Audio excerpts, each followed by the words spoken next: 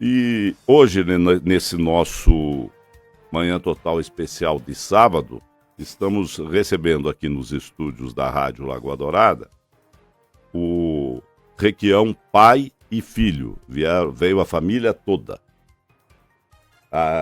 Já tinha, já tinha conversado outras vezes, mas não com os dois ao mesmo tempo. Estou me sentindo aqui mais um pouco e eu apanho aqui, mas tá tudo certo. Primeiro vamos pelos mais velhos. Bom dia. Bom dia, Bom dia. Roberto Requião. Bom dia. Eu estou deslumbrado com as instalações da Lagoa Dourada, tanto do ponto de vista físico como técnico. Nunca vi uma instalação de rádio tão bacana quanto essa. E olha, eu sou neto do dono da primeira rádio do Paraná, que era a PRB2. Paraná Brasil 2. A Brasil 1 era a Rádio Nacional. Tá vendo? Às vezes a gente faz algumas coisas. Bom dia, Requião Filho. Bom dia, Márcio. Bom dia, ouvinte. Prazer estar aqui conversando com vocês. Aqui é a primeira vez que eu acho que eu falo na Lagoa, né? Conversei, já fui entrevistado pelo Márcio na T e agora na Lagoa. Na Lagoa Dourada. Aqui não tinha vindo ainda. Aqui na sede nova ainda não. Muito bem. Os dois vão... Como é que está indo a coisa? Então, os dois são candidatos? Eu sou pré-candidato ao governo do Estado. Eu fui governador 3 vezes já, Márcio. Eu tenho experiência, fiz bons governos. Lembra? Eu saí com mais de 80% de aprovação. E eu fiquei espantado com o que acontece no nosso Paraná hoje. O pessoal me pergunta, mas você é candidato contra o Ratinho? Eu digo que não. Não sou candidato contra o Ratinho. Porque o Paraná não tem governador, é um vazio. Há só uma aliança com grandes grupos econômicos. As multinacionais não pagam imposto no Paraná. 17 bilhões de exoneração fiscal de renúncia. O governo é inimigo dos professores, é inimigo dos policiais, é inimigo do pessoal da saúde. Não há governo, é só grandes negócios. Venderam a Copel Telecom, estão tentando vender a Copel, a Sanepar. Estamos com a tarifa de energia elétrica mais alta do mundo. E nós não temos nenhuma obra. Nós estamos com lucros fantásticos mandando dinheiro para fora. Então eu vejo uma ausência de governo, de identidade com o povo, de fraternidade e de amor pelas pessoas. Eu quero preencher esse vazio com uma equipe competente e fazer um governo para o povo do Paraná. Agora, Requião, de qualquer maneira, você entende que na realidade, tudo vai mudando dentro do mundo como um todo.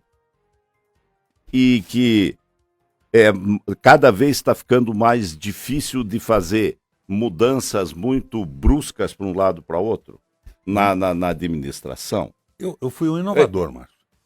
Eu fui um sujeito que modernizou o Estado. Eu criei a Celepar, que era a mais avançada do Brasil. O Paraná, Curitiba, era a capital mundial do software livre. Eu fiz a coisa avançar, eu modernizei a estrutura tributária e tudo mais. Eu acho que nós temos que avançar. Eu vejo uma paralisação, um atraso.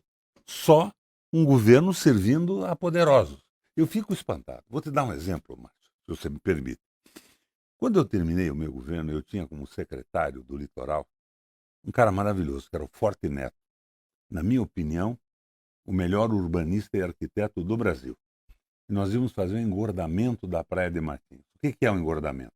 Você pega uma draga em alto mar, tira areia, põe na praia e aumenta o espaço de lazer. Isso ia nos custar 50 milhões de reais. Eu saí, Pessutti não fez nada e não fizeram mais nada e agora anunciam o engordamento da Praia de Martins. Sabe por quanto, Márcio? 370 milhões. 316 mais algumas outras coisas. Camboriú fez a mesma coisa. Eu tenho um apartamento em Camboriú, herança da minha sogra, que era catarinense. Camboriú fez por 70 milhões, nós estamos fazendo por 370. Você veja, isso não é modernidade, isso é atraso. E tem caroço nesse angu, evidentemente. Agora, de qualquer maneira, não precisa. O Estado, você entende que o Estado tem que ser tão grande? O Estado que tem que ter companhia de telecomunicação, o Estado tem que ter companhia de trem, companhia, não é muito grande. Bom, para começo de conversa, eu vou te falar uma coisa, o que eu sou. Eu sou a favor do Estado mínimo, aquele Estado que só administra, que não tem as estatais para fazer, para ficar tendo que se preocupar com coisa que não é o que interessa exatamente para o povo. Dou exemplo, bem simples. A Petrobras, aqui no Brasil. Você tem uma companhia que, ao longo dos anos, foi utilizada para segurar a inflação. Eu não vejo que seja obrigação da Petrobras segurar a inflação. Ela é uma empresa, capital aberto, ela faz parte do mundo. E ela tem o insumo dela, a matéria-prima, é uma commodity mundial. Daí, como é que faz para você ter o Estado em si, ter uma companhia, seja ela qual for? Aqui tem Sanepar, tinha Telepar e a Copel. São companhias estatais. Não dá para passar isso para a iniciativa privada? Não. Por quê? Empresas estratégicas não, mas eu sou a favor também da privatização de quase tudo.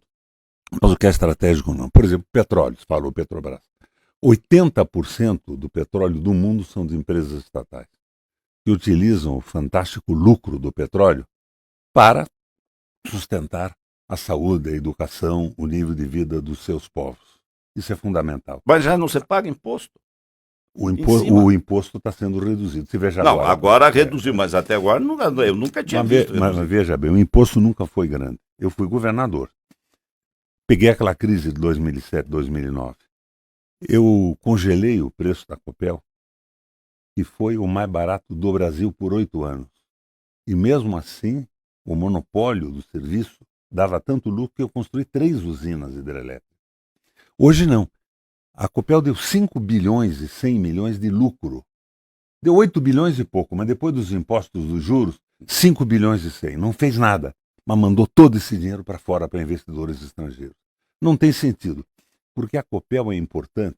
Para você que tem uma rede maravilhosa de rádio como essa que eu estou vendo aqui, você vai ter uma energia barata para poder trabalhar com lucro, pagando bons funcionários, com belos serviços. As indústrias todas precisam de energia barata, porque elas dão emprego, elas conseguem evoluir.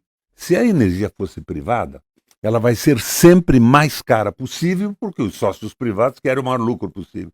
Então, estas empresas estratégicas têm que ser públicas, porque elas empurram o conjunto da economia para frente.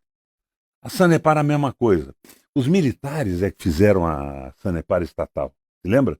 Com o famoso subsídio cruzado. O que é o subsídio cruzado? Quando você tem escala de investimento e de arrecadação, o que é a escala? Um número muito grande de usuários e de clientes.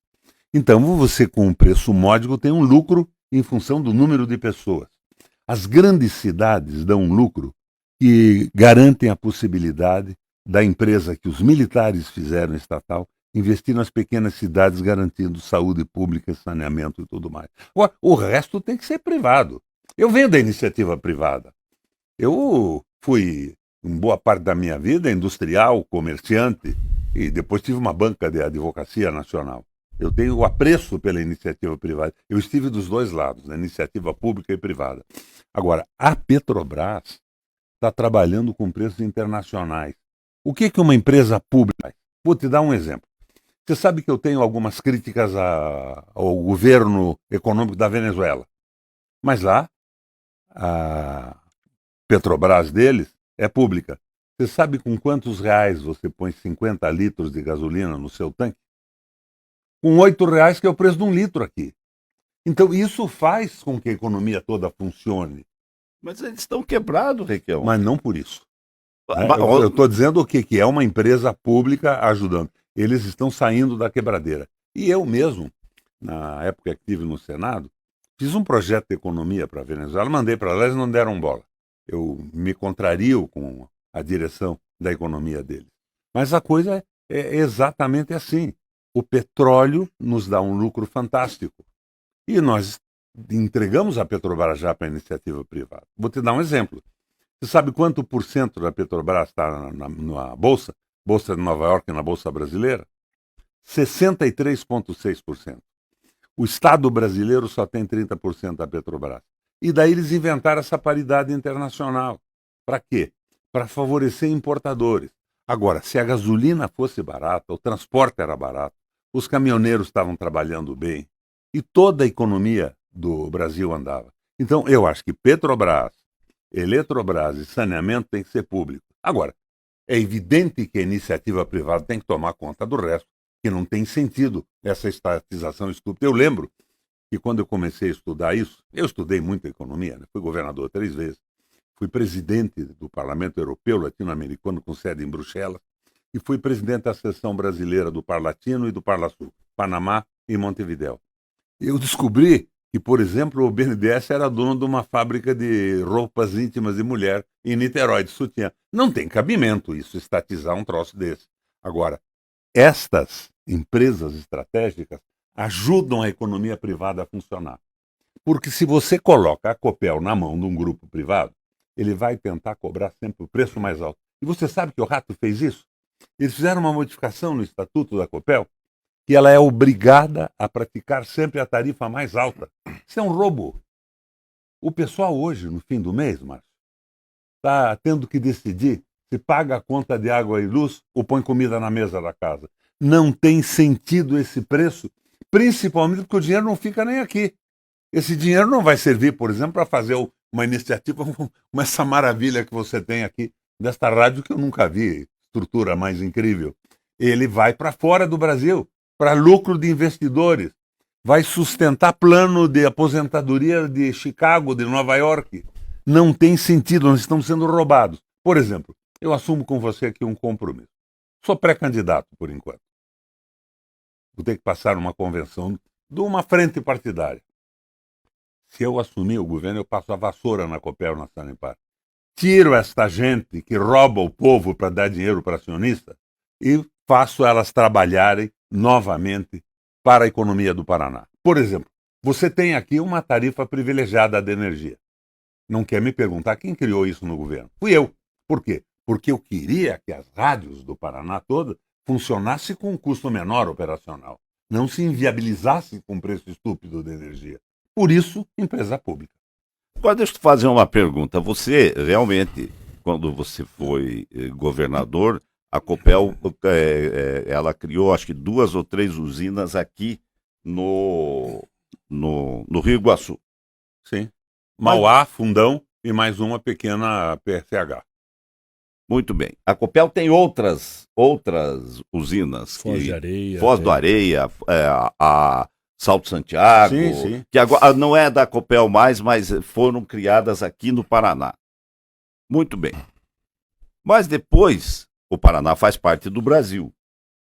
E os caras, a energia elétrica que a Copel fez lá atrás, bem lá atrás, que ela foi criando geração de energia para ela distribuir dentro do Estado, ela foi obrigada a se integrar no Sistema Nacional, junto ao Operador Nacional do Sistema lá. Tudo que você gera, você tem que mandar para o Operador Nacional do Sistema. É um fundo nacional. Como se fosse contra isso. Eu briguei muito contra isso.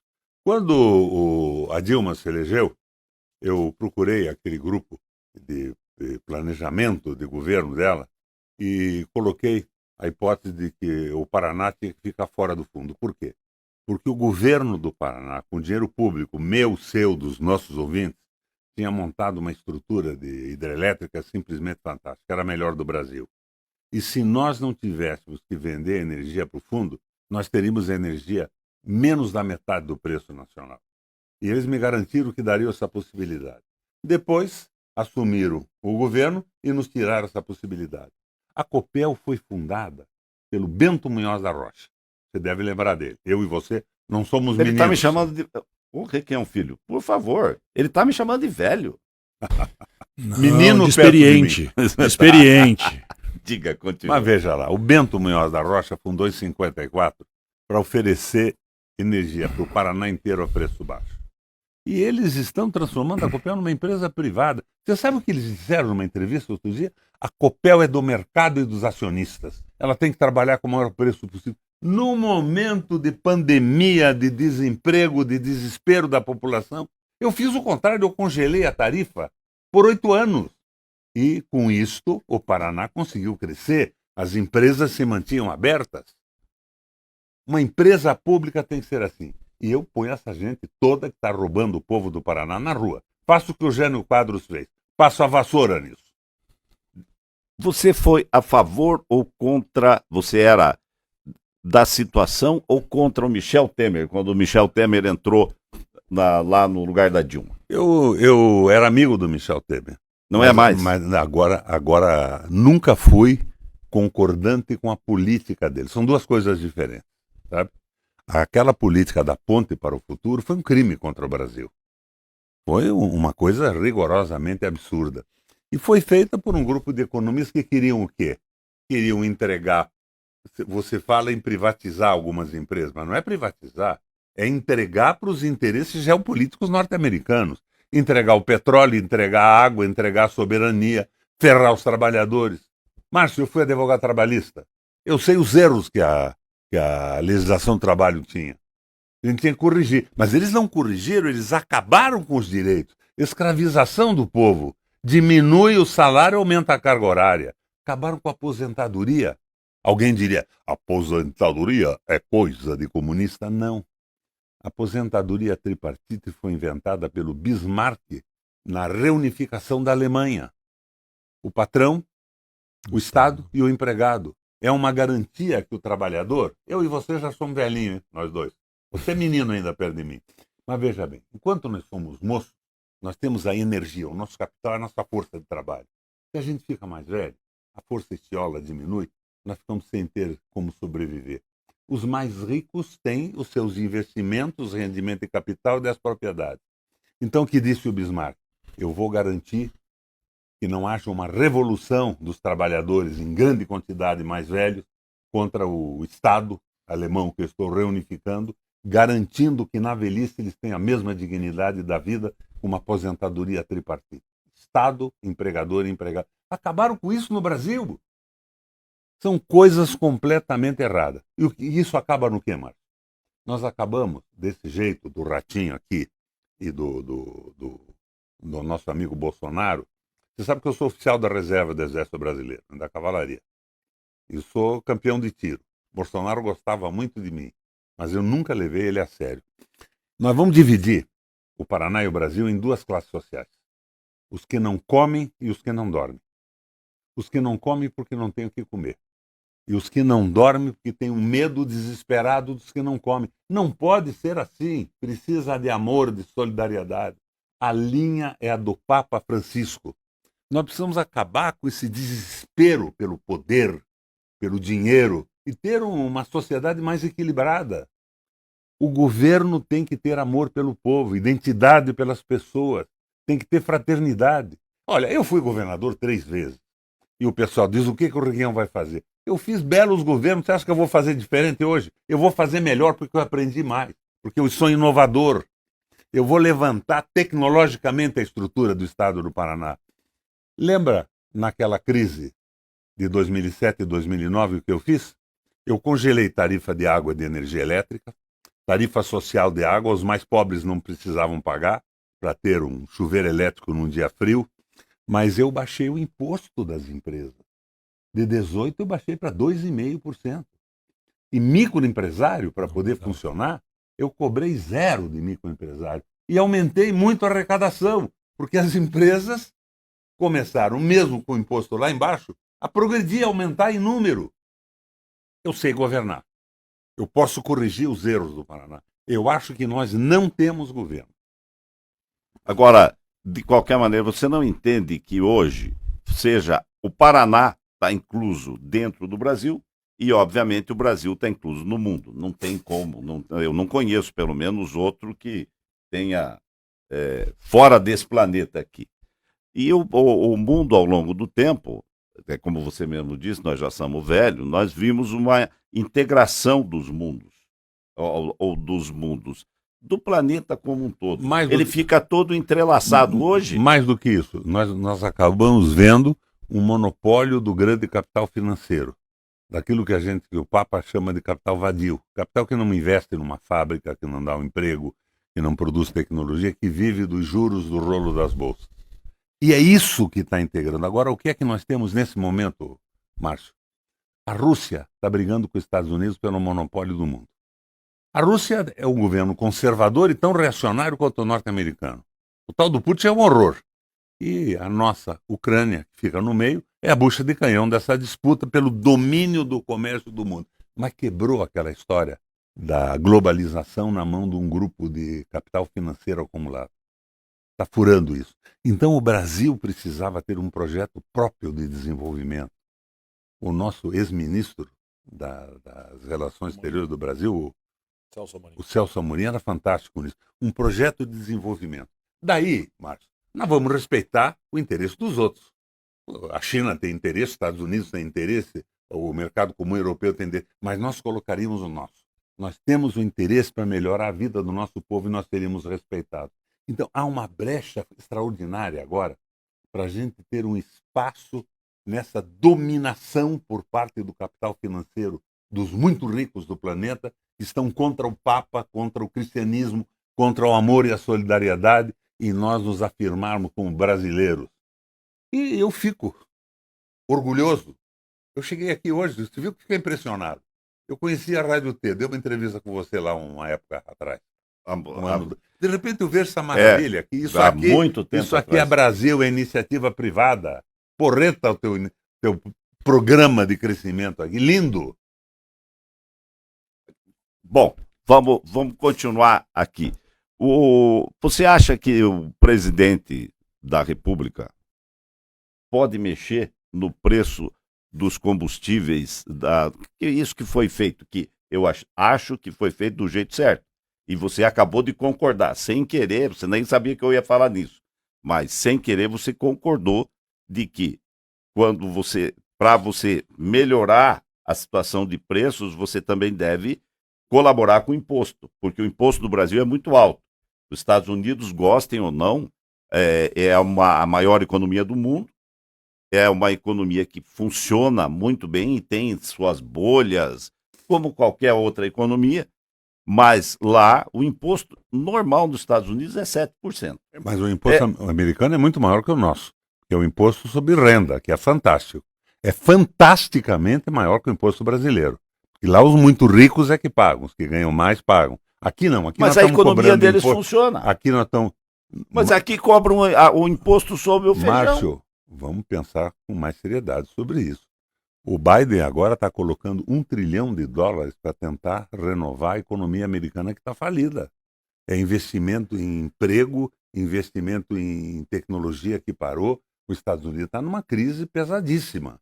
E o Biden está tentando, por exemplo, essa história aqui no Brasil, que não podemos gastar mais do que ganhamos. Eles estão lá com o orçamento funcional. Eles emitem moeda, além do que recebem, para investir, não em bobagem, mas para investir no crescimento da indústria. $1 trilhão. Há uma dificuldade nos Estados Unidos também. Eu fui presidente do Parlamento Europeu Latino-Americano. Minha sede era Bruxelas, morava lá, na Bélgica. 45 países, eu presidi aquilo. Então eu conheço em profundidade o que está acontecendo no mundo. Nós estamos numa crise no mundo inteiro. E essa ambição do capital financeiro de acumulação e desprezo pelas pessoas tem que acabar. Eu estou na linha do Papa Francisco. Fecho com o Papa Francisco. Nós precisamos de mais amor, de mais decência, de mais solidariedade com a população. E deixar crescer a iniciativa privada. A carga tributária nos Estados Unidos é de 82,5% em cima de renda, lucro, ganho de capital e folha salarial e propriedade. 17,4% apenas em circulação de mercadorias e serviços. Que é o consumo, que a gente chama de consumo. Carga de consumo. E nós temos isso. Mas falando da Petrobras, você botou que nós diminuímos um pouco o preço da gasolina, tirando os ICMS dos estados. Aqui no Paraná nós temos ICMS de 29%, há mais ou menos 30 anos em cima da gasolina, e ela era R$ 2,00 e pouquinho. O que acontece? O lucro da Petrobras o lucro da Petrobras em cima de cada barril que chega para nós é de $60, por causa da paridade internacional. Custa mais ou menos $30 para a Petrobras e ela vende para nós brasileiros a $90 por causa do preço internacional. Então, se nós quiséssemos realmente diminuir o preço da gasolina, a gente tinha mexido na paridade internacional de preço, na dolarização da gasolina. Ah, quem fez a dolarização? Foi o Bolsonaro? Não. Quem fez a dolarização e o PPI foi o Michel Temer, em 2016. Agora... Mas o Bolsonaro manteve. Sim, mas ele pode alterar isso com facilidade. Olha, por exemplo, se fosse presidente da República, eu altero isso num dia. O que é que nós temos de problema aí para atrapalhar, Márcio? Em primeiro lugar, o CAD. Do jeito que está, como abriram a importação de petróleo, se a Petrobras baixar o preço, ela quebra 480 importadores que vendem, que compram lá fora e vendem com preço alto. Então o CAD proíbe que ela baixe o preço. E a Bolsa de Valores atrapalha também. Agora, um novo presidente da República faz uma medida provisória. Tira os poderes do CAD dessa legislação que favorece o aumento. Mas aí como é que fica a segurança jurídica, Requião? A Petrobras tem contratos. Mas assim como a Copel tem contratos. Existe segurança jurídica legal. Você sabe, por exemplo, quando eu ela fui não teria governador... R$1 de prejuízo. Ela deixaria de ganhar dinheiro. Ela não teria prejuízo. Ela vende com lucro a $30 o barril dentro do Brasil. Não geraria R$1 de prejuízo. Um Brent, que é o nome internacional do barril. Hoje está em torno de $100 o barril no mundo. O barril refinado numa refinaria da Petrobras, extraído do nosso solo, do nosso pré-sal, custa $10. Quando você coloca... o pré-sal é mais caro. Não está $10. O pré-sal é mais barato que o da Arábia Saudita hoje. É o petróleo mais barato do mundo. Ele custa menos de $10. Agora, se você puser os impostos em cima estaduais, se você puser os impostos federais e os royalties, as licenças que nós pagamos para determinados processos de refino, nós vamos ter o barril por $23. Ele está indo para cima de $100, a $140, ou mais de $140 na bomba. Nós estamos sendo roubados. Agora, se você me pergunta a segurança jurídica, as empresas que têm participação privada têm a garantia legal, por lei no Brasil, de pagar 25% dos lucros para os acionistas. E você, como é empresário, eu também sou, sabe que isso é um lucro fantástico para qualquer empresa. Tirar 25% dos lucros. Eu, quando fui governador, paguei 25% dos lucros. Você sabe quanto é que está pagando agora, o rato? Está pagando 55%, 60%. Está nos roubando para dar dinheiro fora do Brasil, que não se investe aqui. Olha, o problema deles, eu não acho nem que seja corrupção. É falta de conhecimento, de experiência. Não há governo e não há amor pelo povo. Eles estão fazendo negócio, eles acham que isso é modernidade. Modernidade é o que eu fiz, levantar a qualidade dos investimentos públicos, diminuir imposto. Eu criei o trator solidário, o fundo de aval para a agricultura, eu baixei os impostos, eu mexi com 320 programas sociais e fiz o Paraná andar. Você sabe que na minha época eu inverti o êxodo rural, o pessoal deixou de sair do campo para vir para a cidade, porque tinha um governo parceiro da agricultura. Não há nada, é uma molecada que não sabe o que faz. São 7h32, nós vamos a um rápido intervalo e na sequência voltamos aqui com essa conversa com o Requião, pai e filho. Me sinta, me ouça, Lagoa Dourada. Copel informa.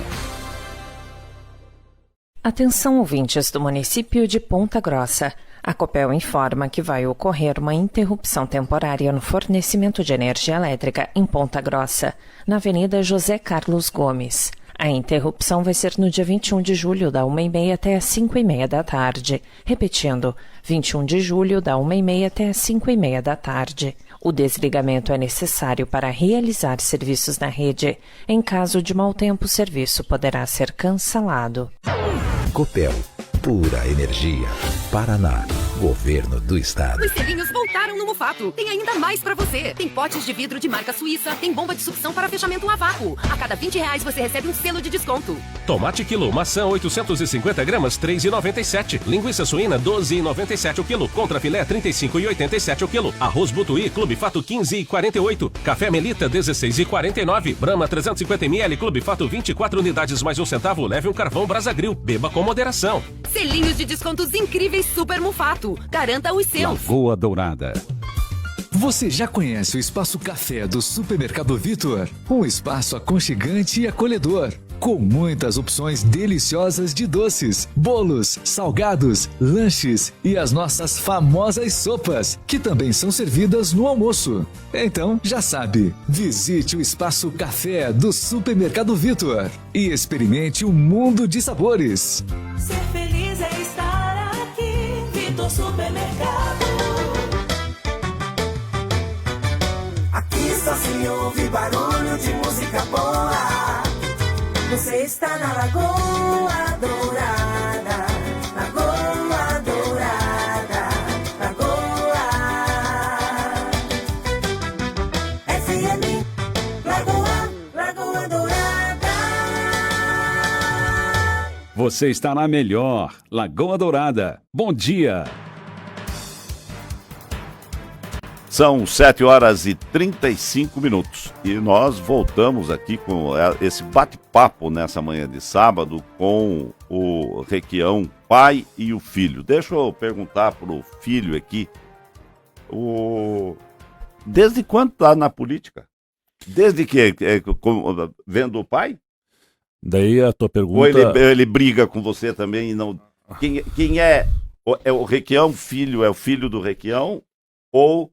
O Requião, com muito orgulho. O Roberto Requião é pai do Requião filho. Como os é que dois. é? Você pergunta, quando eu tô na política? Desde que eu nasci.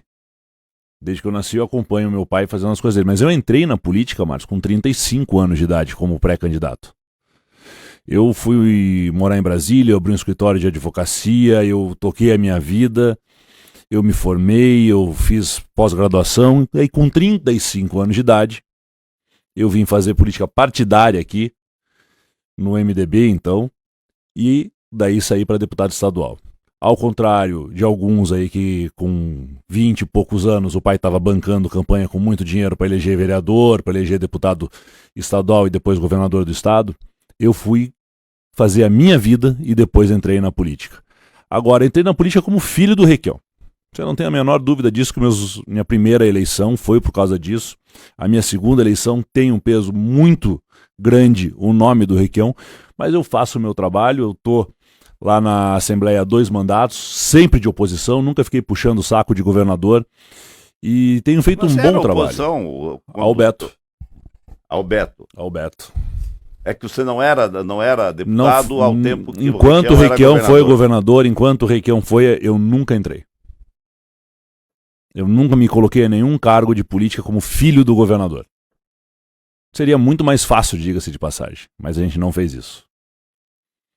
Você foi oposição ao Beto e agora ao Ratinho. Exatamente, ao Juninho. Sou oposição ao Juninho. Muito bem. E como é que você está vendo a oposição dentro da Assembleia? É uma oposição construtiva ou é só aquela que fica reclamando? Olha, eu adoraria dizer que a gente só reclama, porque se a gente só reclamasse tinham coisas positivas. Mas eu tenho visto muito pouca coisa positiva vindo do atual governo. E os 17 bilhões, por exemplo, que o Requião falou mais cedo de isenção fiscal, eu e você não sabemos para quem. Veja, o Estado deixa de arrecadar, cria favores em 17 bilhões que ele abre mão de imposto e a gente não sabe para quem, por quê, quando e como. No próximo ano diminuiu, não são 17 bilhões agora no novo orçamento, vem 16. E a gente continua sem saber para quem. Então, você é oposição porque você não gosta do Juninho. Eu acho o Juninho um péssimo governador. Eu fui deputado com ele era secretário do Beto Richa, da SEDU, e participou do governo do Beto durante todo o tempo. Sai do governo do Beto e apresenta a pior das características de um ser humano, a ingratidão.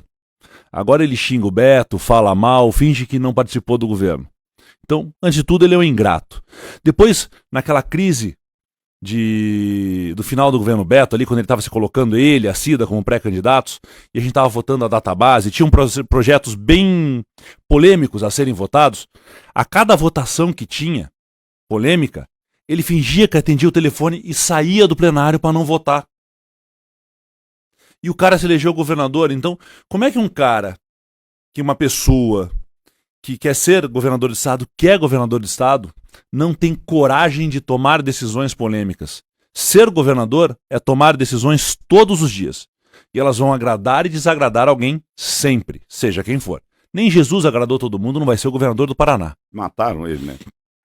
Então veja, mas você é contra o Ratinho. Vou pegar para você uma matéria do G1 que coloca que 1 em cada 5 paranaenses hoje vive com menos de R$500 por mês. Sendo que a conta de água e luz vai dar uma média de 250 a 300, sobra 200 para a pessoa viver se ela tiver que pagar água e luz, sem comer e sem pagar aluguel. 1 em cada 5 paranaenses vive com menos de R$500 por mês. Não tem que se comemorar nada, nós não estamos bem. Geramos muitos empregos, recordes de emprego segundo o IBGE. Mudou-se a forma de fazer as contas. Empregos temporários, estagiários e MEI, ou seja, Uber, a uberização do trabalho é comemorada pelo governador. Mas de qualquer maneira, o Uber é um emprego. Gosta é ou um não. subemprego, porque nós temos engenheiros trabalhando no Uber, nós temos professores trabalhando de Uber, nós temos dentistas trabalhando no Uber, pessoas que se formaram, que gastaram uma vida acadêmica, que foram relegados. É um emprego digno, mas é um subemprego. Porque se você tem um engenheiro, ele tinha que estar construindo prédio, fazendo projetos. Se você tem um dentista, ele tinha que estar atendendo. Mas no Brasil de hoje, nós temos 33 milhões de brasileiros que voltaram ao mapa da fome. No Paraná, quando o Beto era governador, nós tínhamos 60 mil famílias em condição de extrema pobreza. Hoje, depois de 3 anos e meio de Ratinho, esse número chegou a 260 mil famílias em extrema pobreza. Aí também, né? Mas a pandemia não pode ser culpada por tudo. Não pode ser, concordo, não pode ser culpada por tudo, mas... Durante uma pandemia... Eu sofri muito com a pandemia. Nós pedimos às pessoas, fechem as portas do seu comércio e vão ver o que está acontecendo.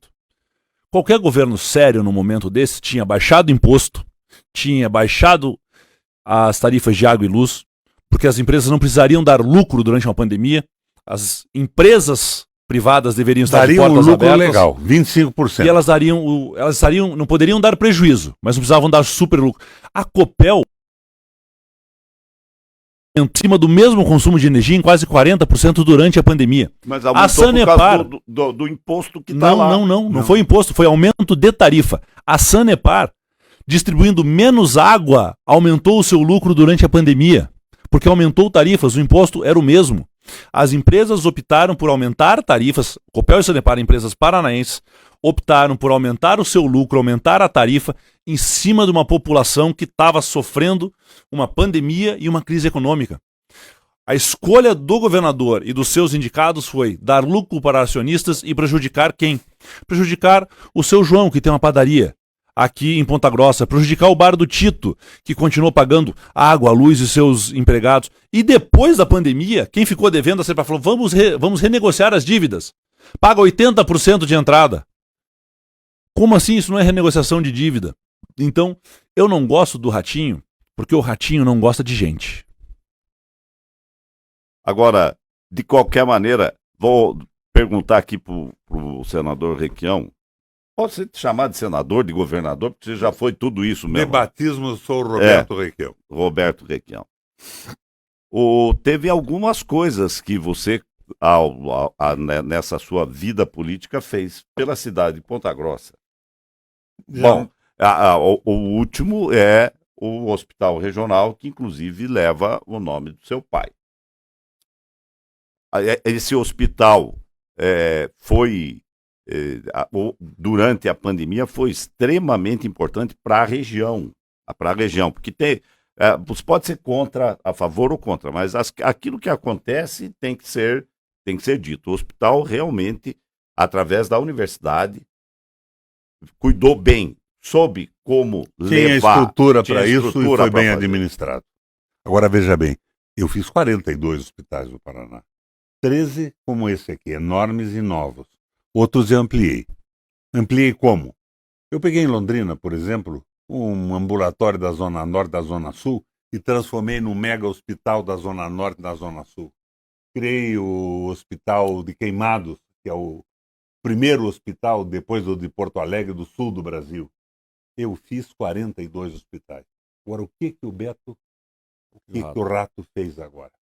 Eu não quero nem falar no Beto. Eu era um crítico da administração do Beto, mas o Rato é 10 vezes pior que a administração do Beto. O Rato não é governador. O que ele está fazendo? Ele está privatizando tudo, ele não fez concurso, não tem médico, não tem nada. Eu fiz aqui em Campo Largo, um hospital regional também da criança, botei o nome do meu pediatra quando eu era criança em Curitiba, Dr. Valdemar Monastir. É uma maravilha. Não tem ninguém mais contratado. Entregaram para uma empresa privada. As UTIs não tem quem opere, está tudo abandonado. O Rato agora resolveu contratar privadamente guardas penitenciários. Ele disse que criou penitenciárias novas, não é verdade. Ele passou da delegacia... Da Polícia Civil para o Departamento Penitenciário. O Departamento Penitenciário Cadeiões, aquelas coisas horrorosas que existem por aí. Trocou de titular. Daí ele contratou guardas penitenciários. Não fez concurso público. O guarda penitenciário tem que ser treinado desde o começo, informado, saber como é que cuida daquilo do ponto de vista da segurança e do ponto de vista do tratamento das pessoas. Ele fez uma licitação. A empresa que ganhou a licitação, ligada provavelmente ao governo, ganha por mês, por cada guarda, R$22 mil. Quanto é que ganha, Márcio? Cada guarda? 3.800. É roubo isso? É casa de cadeia ou não é? Então deixa eu contar uma coisa que eu recebi aqui do pessoal terceirizado. Nós estávamos falando em 3.800 o salário. Não é 3.800. É 2.100 mais 245 de vale transporte e alimentação. É pior ainda o cálculo. É roubo ou não é roubo, Márcio? Não, de qualquer maneira, você faz, o Estado contrata, faz uma licitação e contrata aquilo que, de qualquer maneira, precisa que seja feito. Márcio, um salário de 2.500 para o Estado do Paraná ia ter um custo de folha, se nós colocássemos tudo, concurso, até a emissão do boleto, de perto de R$5 mil, entre 5 e 6 mil. Como é que nós justificamos contratar por R$2.100 mais 245 de vale transporte e pagar 20 mil? 22 mil para uma empresa. A empresa ganha 10 vezes de lucro, porque a empresa também vai estar pagando lá o quê? Se o salário da pessoa, se ele pagar todos os impostos e a pessoa receber 2.100, vamos dizer que os trabalhistas, os impostos, cheguem em 5. Então, é 5 mil, ele botou 15 mil no bolso para fazer essa ponte? Isso é malandragem, Márcio.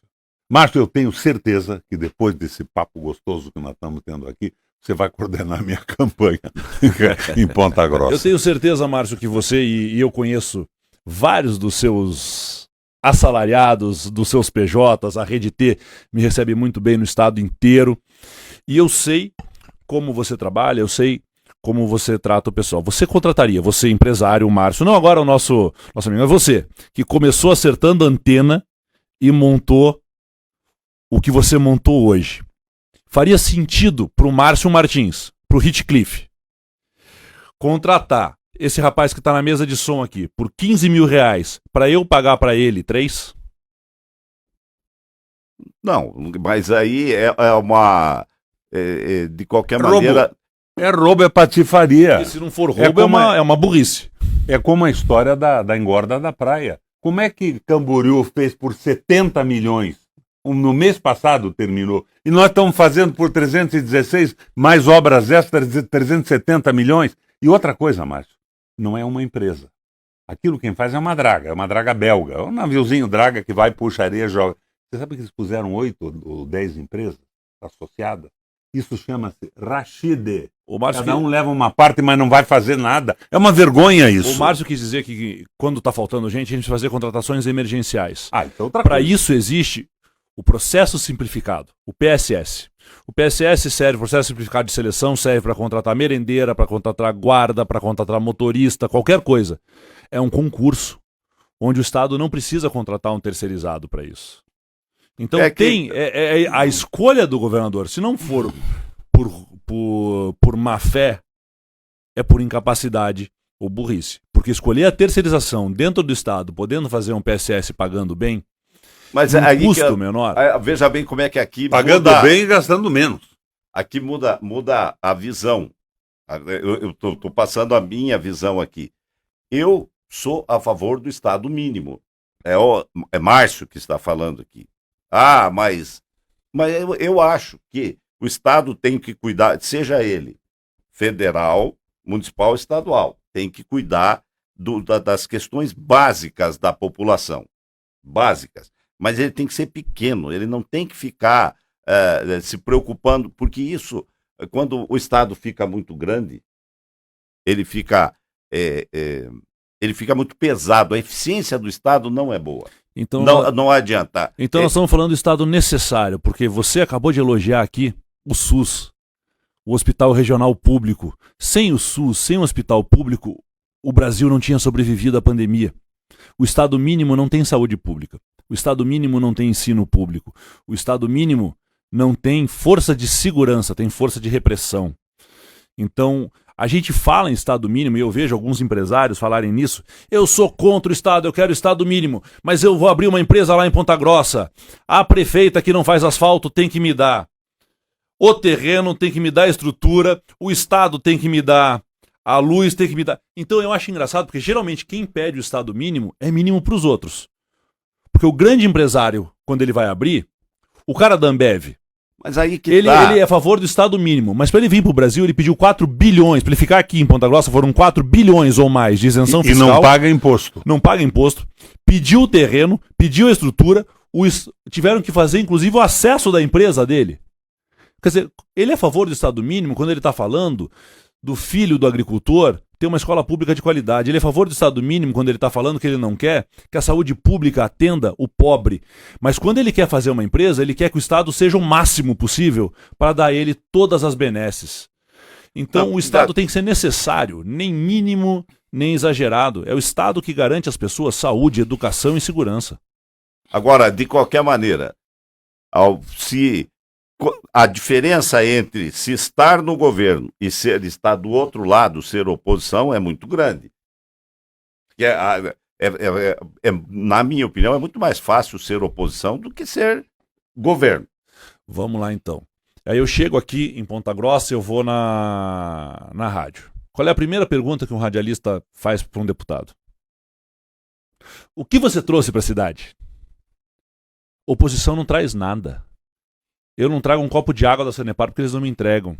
Já os puxa-sacos lá dos irmãos vêm para cá e prometem obras de asfalto, trincheiras, viadutos, prometem asfaltar 100%. Inclusive, saiu 100% de asfalto aqui de Ponta Grossa, que eu esqueci que eles prometeram? Não, mas isso já faz muito tempo não saiu, né? Não, mas teve, teve vários que prometeram e não... Mas teve agora... Não é o meu caso, né? Porque eu asfaltei com o Vosgrau Ponta Grossa inteira. Fiz os hospitais, fiz a escola que comprei lá, o Seminário dos Padres, fiz o hospital municipal. Eu transformei Ponta Grossa. Mas você sabe que essa região é minha, né? Os meus tios nasceram em Prudentópolis. A minha mãe nasceu em Guarapuava. Você sabe, Essa região do estado aqui é da minha família. Então, Márcio, entenda. Quem é situação traz os pequenos favores. Nós, da oposição, não temos esses pequenos favores. Eu não tenho cargos comissionados pelas unidades de saúde, eu não tenho cargos comissionados no Núcleo Regional de Educação fazendo campanha para mim, eu não tenho pessoal na Secretaria de Trabalho contratado só para fazer campanha, eu não faço parte daqueles que indicaram mais de 110 ex-prefeitos que estão comissionados no Palácio Iguaçu e em algumas secretarias fazendo campanha 100% do tempo e não trabalham nada. Então, ser oposição, eleitoralmente é muito mais difícil. Agora, ser oposição ao rato é muito fácil, porque é tão pouco que tem sido feito e o que tem sido feito é tão mal feito ou fake news que é muito fácil. Então, quando eu sou oposição e falo assim, mas o governador tá na propaganda, ele reformou 984 escolas do Paraná. Aí eu sou oposição, eu vou atrás para saber se é verdade. E descubro que não foram reformas, foram manutenção. Ele não ampliou nenhuma escola no Paraná, ele não construiu novas salas, ele não fez reformas, ele fez a manutenção. Pintar a escola virou reforma. Aí eu vejo na propaganda do Ratinho, 3 novos hospitais no Paraná. Aí eu lembro que nós construímos 13 regionais. E eu vou atrás dos hospitais novos do Ratinho. Um deles é o de Guarapuava, que nós começamos a construir, o Beto terminou, foi inaugurado, inclusive está fechado hoje, ele não funciona, o Hospital de Guarapuava. Aí eu vou procurar os outros 2, porque eu sou um cara, eu tenho que saber, para eu poder falar mal, eu tenho que saber do que eu estou falando. Não achei. Me disseram que talvez seja o de Beltrão, que é o intermunicipal do município, não é do Estado, o Estado ajudou a construir, mas não é uma obra do Estado. E parece que tem um lá de Colombo, que também é um hospital da Prefeitura de Colombo, onde o Estado ajudou com recursos, e eu não sei nem se foi a fundo perdido, parece que foi empréstimo de Colombo.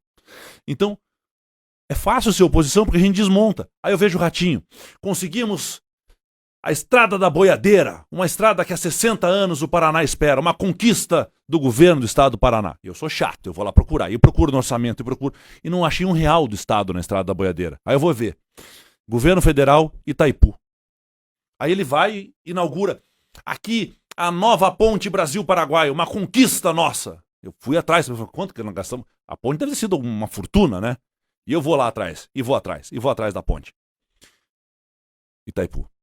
Aí eu vejo obras, contorno, trevo das cataratas, aqui vai sair o contorno não sei o que, ali vai ter. E eu sou chato, né? Eu falei, rapaz, esse Sandro Alex tá trabalhando pra cacete, né? Fazendo obra, e eu vou atrás. E procure, entra no Google, entra no orçamento, entra na página da transparência e vai. Obra do pedágio, aquele acerto do pedágio que foi pego roubando lá com o pessoal do Ministério Público, lá aquele acordo de leniência.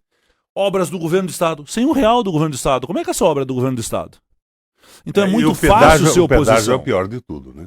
Eles estão retardando a licitação, porque já tem um acordo que vai custar muito mais caro que o anterior, mais 15 praças. Eles estão fazendo leniência com o roubo que foi de 10 bilhões de reais.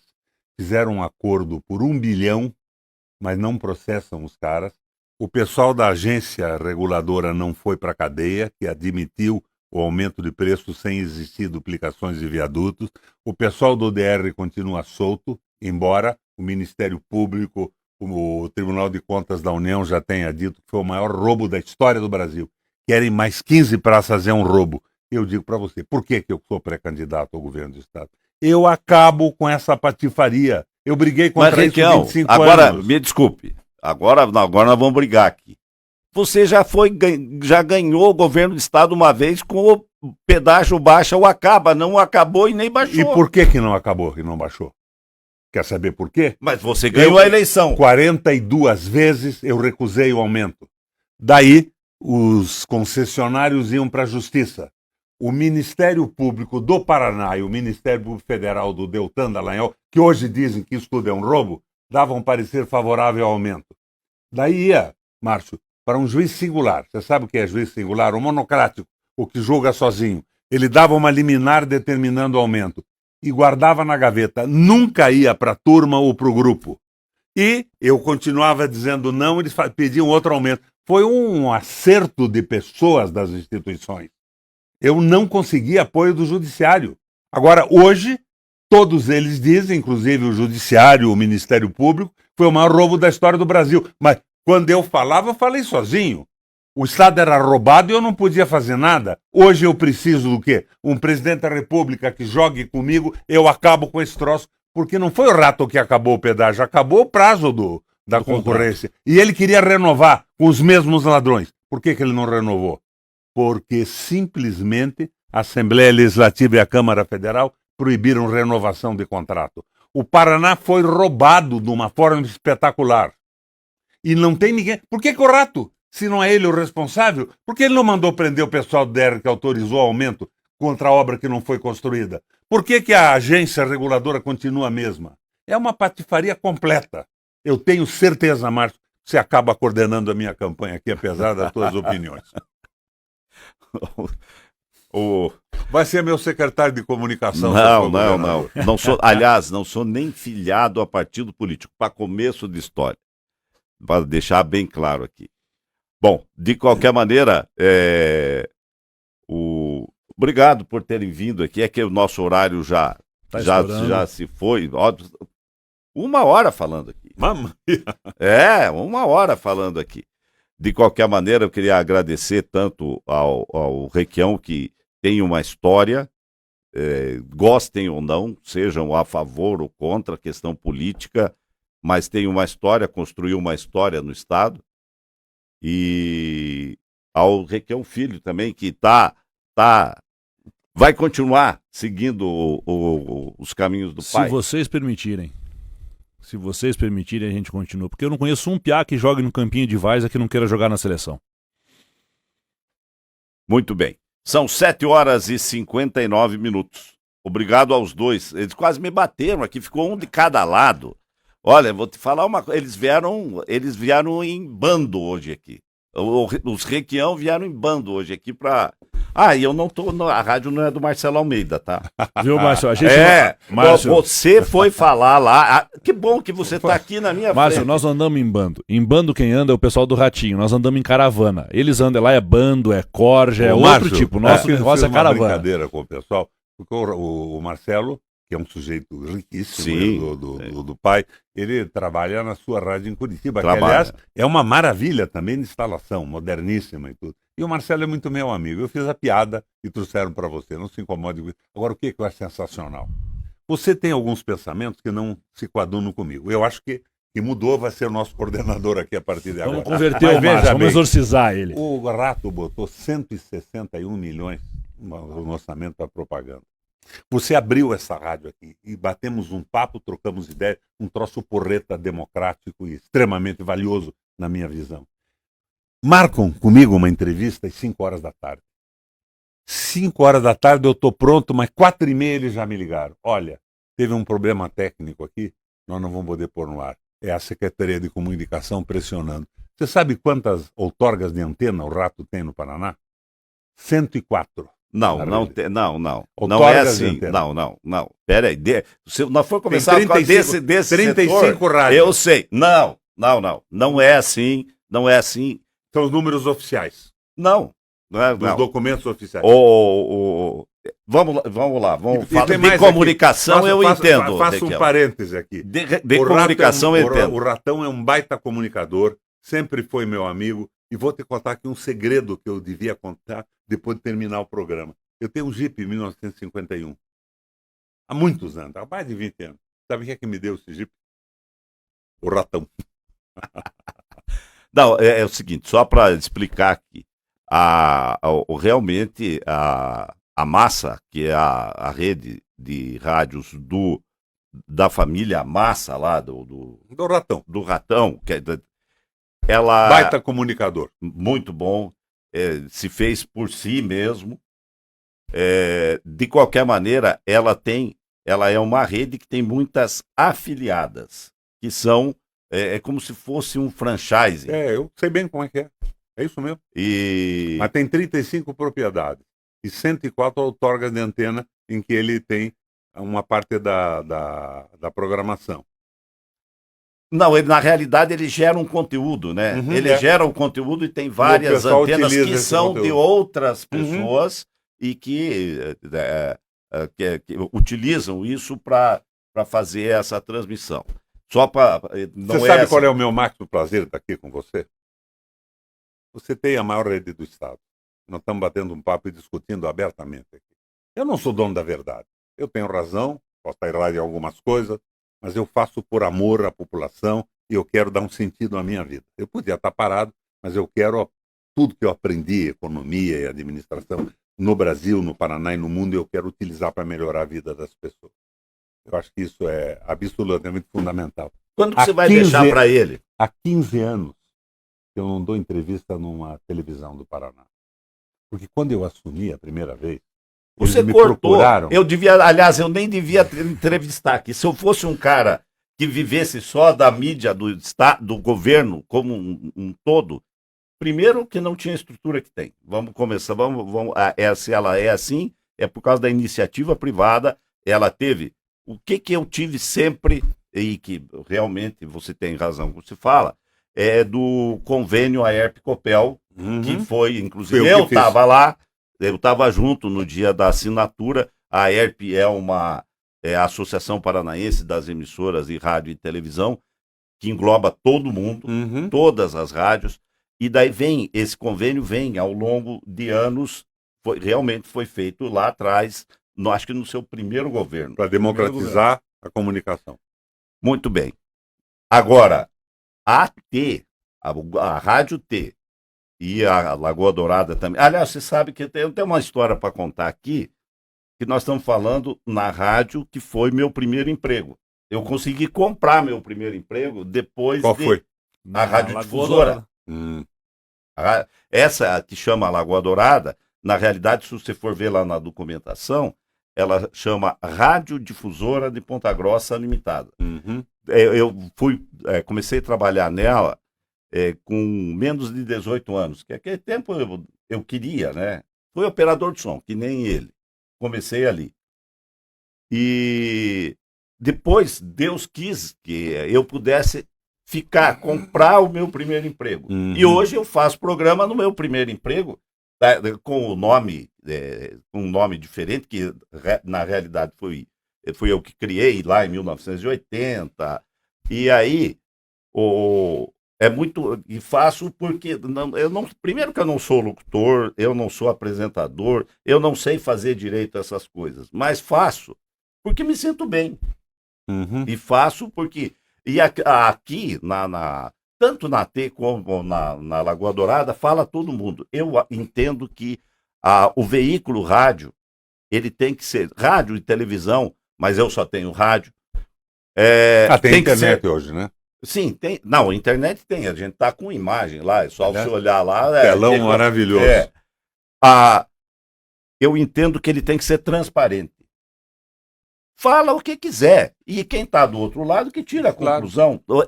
Eu não tenho que ficar direcionando para um lado para o outro. Estabelece o contraditório. Agora, o que eu estava dizendo para você, meu primeiro governo, procuraram o meu secretário da comunicação e disseram: se o Requião não puser no orçamento 2,5 bilhões para as televisões do Paraná, ele vai apanhar de manhã, de tarde e de noite. Você já viu qual é o meu temperamento? O que foi que eu fiz? Eu tirei do orçamento todo o dinheiro. E daí sobrou para mim. Esses caras não vão receber nada, porque eu vou usar o dinheiro para educação, para saúde, construir com esse dinheiro o hospital de Ponta Grossa. Agora, nunca mais me entrevistaram. Eu sou um clandestino. Só 7% da população sabe que eu sou pré-candidato ao governo do Estado. Agora, você me dá esse espaço, isso é fantástico. Mesmo que nós não tenhamos concordado em algumas coisas, isso é espaço democrático, é o espírito do processo de radiofusão, de democracia, de debate. É só com esse debate que o Brasil pode andar, o Paraná pode crescer. Agora, eu não sou candidato contra o rato, que fique definido isso. Eu sou candidato a preencher o vazio do governo do Estado. São 8h06, já estouramos o nosso horário aqui. De qualquer maneira, o pessoal já está chegando aí, o professor Jorge Nunes e o Dudu Guimarães já estão chegando para seguir a nossa programação, falando do nosso Operário Ferroviário Esporte Clube. Nós voltamos, já agradeci aos dois aqui, nós voltamos na segunda-feira a partir das 7 da manhã. Até lá. Rádio Lagoa Dourada.